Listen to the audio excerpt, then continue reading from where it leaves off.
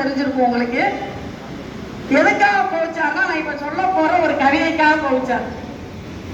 60 வயதை தாண்டிட்டால் எப்படி நீ கிழவன் என்று சொல்லலாம்? நானுமே ஐயா நான் சொல்லல, அந்த கவிதையில இருந்து எடுத்து, அதெல்லாம் இல்ல, நீ எடுத்து போட்டதை நான் படிச்சேன் என்றார். இல்லை, கிழவர் என்றால் அழகன் என்று பொருள் ஐயா.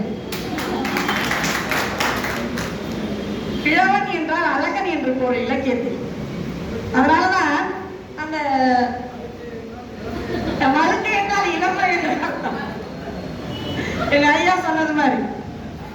அதுல பாருங்க, இந்த விதவை மனம் அப்படிங்கிற தலைப்புல வந்து ஒரு கவிதை 41ஆம் பக்கம் நினைக்கிறேன். இந்த விதவை மனம்ல 60 வயதை தாண்டிய கிழவருக்கும் 63 வயதில் பெண் தேடும் பெரிய உரை.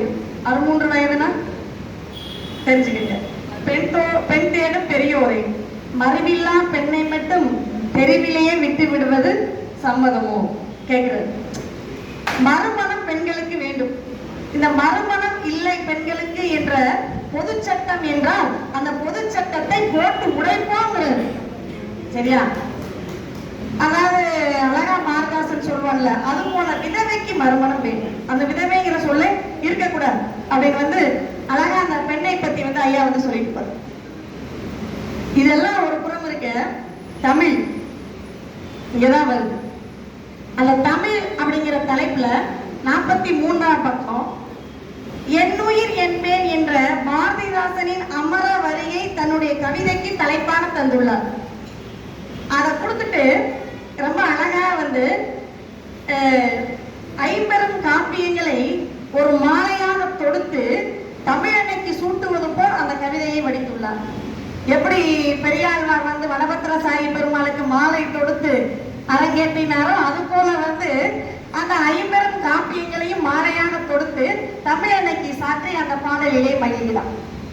ஐயா அவர்கள் அனைவருமே குறிப்பிட்டார்கள் அந்த 2035 கல்வி. அது மிகச்சிறந்த ஒரு கவிதை, அனைவரும் படிக்க வேண்டிய கவிதை, நெடுங்கவிதை, நெடுந்தொகை போல ஒரு நெடுங்கவிதை. அது அந்த கவிதையிலே தமிழை பற்றி ஒரு தொலைநோக்கு பார்வை 2035 எப்படி இருக்கணும் அப்படி. பைந்தமிழ் கல்வியில் பயனுற வேண்டும். என் தமிழில் மொழிபெயர்க்கப்பட்டு என்றும் குன்றா இளமையோடு நம் தமிழ்நாட்டில் நற்றமிழ் நிற்கும். சரிதானங்க? என்றும் குன்றா இளமையோடு நம் தமிழ்நாட்டில் நற்றமிழ் நிற்கும். எல்லா மொழியும் நல்லறிஞர் சாத்திரங்கள் நம் மொழியில் பெயர்த்தல் வேண்டும் என்ற பாரதிதாசனின் கருத்தை வந்து இங்க ஐயா வந்து பிரதிபலிக்கிறார். ஆசிரியர் வந்து கலங்கலான் கவிஞர் வந்து இந்த கவிதையில வந்து பிரதிபலிக்கிறார். எல்லா நல்ல நூல்கள்லாம் நம் மொழியில பெயர்க்க வேண்டும் அப்படிங்கிறத வந்து இங்க வந்து அவர் எடுத்துரைக்கிறார். இத தமிழ் அப்படிங்கிற ஒரு தலைப்புல வந்து இப்படி எல்லாம் பார்த்துட்டு போறோம். பெண்மை பார்த்தோம், தமிழ் பார்த்தோம், சமூகம் பார்த்தோம், ஈகை, மனித நேயம், தன்னுரை. அடுத்து பக்தி. இந்த பக்தியில உங்களுக்கு சொல்றேன், சிவபெருமான யார் யாரு எதெல்லாம் அடிச்சிருக்காங்க? கல்லால் அடித்தது யார்? மலரம்பால் அடித்தது யார்? வில்லால் அடித்தது யார்? காலால் அடித்தது யார்? சொல்லிட்டார். தெரியுங்களா உங்களுக்கு எல்லாம்? காலால் அடிக்கிறது கண்ணப்பன், காலை மேல வைக்கிறது செருப்பு காலம். மலரால் அடிக்கிறது மன்மதன், வில்லால் அடிக்கிறது அர்ச்சுனன், கல்லால் அடிக்கிறது சாக்கியன் நாயன்மான், சாக்கிய நாயன்மான். சரி, சொல்லாத ஒருத்தர் அடிச்சிருக்காரு, யாரும் தெரியுமா? நல்ல ஒரு கரவொலி எழுப்பலாம். சொல்லால் அடித்த அந்த சுந்தரர் யார் என்றால் ஐயாத்துறை ஐயா அவர்கள் தான். கலங்கலான் கவிஞர் ஐயாத்துறை ஐயா அவர்கள் தான். அது ரொம்ப ஒரு அடிக்கடி என்னை மனம் கொள்ள செய்த அந்த கவிதை. ஏனென்றால் மன்மதன் அடித்த மலரடியும், மன்மதன் அடித்த மலரடியும், மாது கண்ணப்பன் அடித்த காலடியும், சொல்லிட்டேன். மனமுருகும் சொல்லிட்டேன். அன்புமிகு அர்ஜுனன் அடித்த வில்லடியும் எல்லா அடியும் அன்னை போல் ஆகத்தில் ஏற்றாயே, நான் அடித்த சொல்லடியும் புண்ணியனாய் நின்னடி போற்ற உள்ளேன் பொறுத்துக் கொள்வாயே என்கிறார்.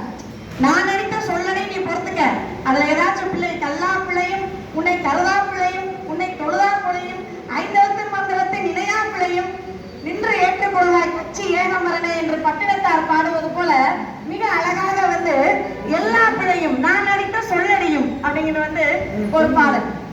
அதுல பாத்தீங்கன்னா திருமாலுக்கு அடுத்து என்ன திருமாலை விட்டாலே நான் பார்த்தேன். கீழே பெருமாள்ல கொடுத்திருக்காரு பாருங்க. திருமால் அதே பக்கத்துல 53ஆம் பக்கம் அதே பக்கத்துல கொடுத்திருக்காரு. விண்ணாய் மண்ணாய் விரி காற்றாய் வியங்கிலங்கி விய நெருப்பாய் எரியே போற்றி. இது எப்படின்னா ஆழ்வார்கள் எப்பொழுதுமே திருமாலை விரி சுடர் பார் ஆகாயம் எப்பொருளாயும் கண்டேன் என்பார்கள். உடல் உயிர் மிசை எங்கும் பறந்துள்ளான் என்று கூறுவார் நம்மாழ்வார். அதுபோல எல்லா இடத்திலும் இருக்கின்றான் எம்பெருமான் என்று கூறுவதை இங்க என்ன செய்யறார், அப்படியே பிரதிபலிக்கிறார். விண்ணாய் மண்ணாய் விரி காற்றாய் என்று எங்கி விய நெருப்பாய் என்று போற்றும் இறையே போற்றுகிறார். கண்ணுள் கருத்தாய் நிறைந்திருக்கும் கருத்தே போற்றி இறைவனே போற்றி அப்படி என்று திருமாலை பாடுகிறார். அங்கங்க அந்த துதி பாடல்கள் எனக்கு நினைவு வர்றது எது என்றால், இயேசு அண்ணாதிய ஒன்று பாடுகிறார். அதுல கம்பனுடைய வரிகள் அந்த இதுல வருதுங்க. 54ஆம் பக்கம் நினைக்கிறேன். அந்த பக்கத்துல ஒரு வரி, அதுல என்ன அப்படின்றால், கசிந்து உருகும் மனம் வேண்டும் அப்படிங்கிற ஒரு பாடல். அந்த கசிந்துருகும் மனம் வேண்டும் அப்படிங்கிற அல்லாஹ் வெண்பா அதுல பாடுற. இதை பார்த்த உடனே எது நினைவுக்கு வருகிறதா, திருஞான சம்பந்தருடைய பக்தி இலக்கியத்துல அந்த பாடல், அதாவது காதலாகி கசிந்துருகி கண்ணீர் மல்கி ஓதுவார் தம்மை உயிர்ப்பிப்பது நாமும் நமச்சிவாயமே, அந்த பாடல் நினைவுக்கு